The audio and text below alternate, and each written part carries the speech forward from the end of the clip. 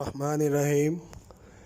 The Knowledge School, Qaid Campus, Subject General Science, Class 8, Chapter number 2, Cell Division, Lecture number 12.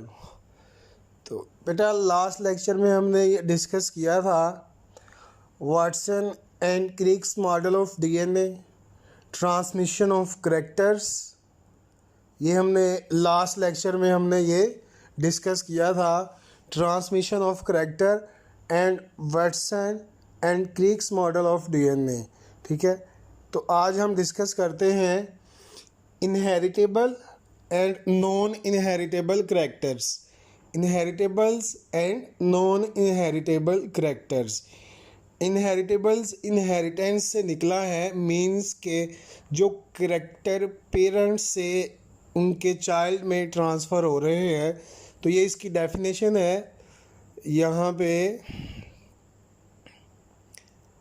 Such character line number 2 ये देखें mention मैंने की है बेटा। सच character that are transmitted from one generation, such characters that are transmitted from one generation to next generations are called inheritable characters. मैं दोबारा repeat करता हूँ डेफिनेशन।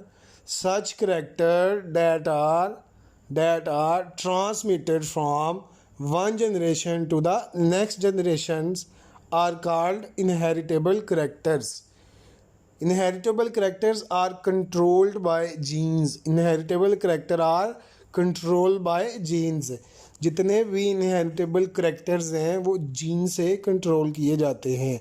जीन क्या है, लास्ट लेक्चर में हमने डिस्कस किया था। Gene is a functional unit of DNA.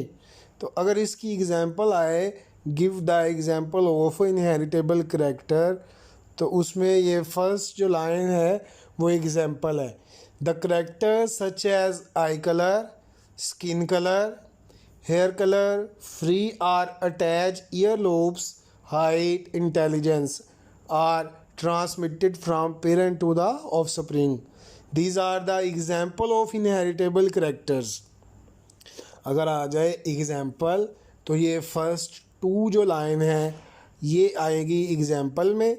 मैं दोबारा एग्जाम्पल की बात कर रहा हूँ कि अगर आए एग्जाम्पल ऑफ इनहेरिटेबल करैक्टर तो वो ये है जी, eye colour, skin colour, free or attach ear lobes, height, intelligence.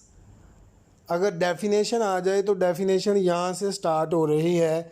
Such character that are transmitted from one generation to the next generation are called inheritable characters. ले जी, अब आता है नॉन इनहेरिटेबल करैक्टर। तो those characters such character that are not transmitted from one generation to the next generation. तो ये first जो हमने डेफिनेशन की है इनहेरिटेबल करैक्टर की, अगर उसमें नॉट लगा दें तो ये क्या बन जाएगी, नॉन इनहेरिटेबल करैक्टर्स। ये लिखा भी हुआ है, many character of the parents are not transfer to their offspring because these are not developed by genes, क्योंकि इनको जीन्स कंट्रोल नहीं कर रहा होता। बेटा दोबारा इसको मैं इस जुमले को मैं दोबारा रिपीट करता हूँ। Many characters of the parents are not transferred to their offspring because they are not developed by genes. They are not developed by genes. Such character are called non-inheritable character. Such character are called non-inheritable character. इसकी example है, for example, if a body of a organ of a person is lost or weakened due to the disease, this character is not transferred to his or her children. For example, अगर किसी person का कोई body part loose हो गया है, lost हो गया है, खो गया है या वीक हो गया है किसी बीमारी की वजह से, तो ये करैक्टर उसके ऑफस्प्रिंग में ट्रांसफ़र नहीं होगा। क्यों? क्योंकि these are not controlled by genes. तो ये दो चीज़ें सामने आई, इनहेरिटेबल और नॉन इनहेरिटेबल करैक्टर। मैं दोबारा रिपीट करता हूँ, inheritable character, such character that are transmitted from one generation to the next generation are called inheritable character. Many character of parents are not transferred to their offspring because these are not developed by genes. Such character are called non inheritable character.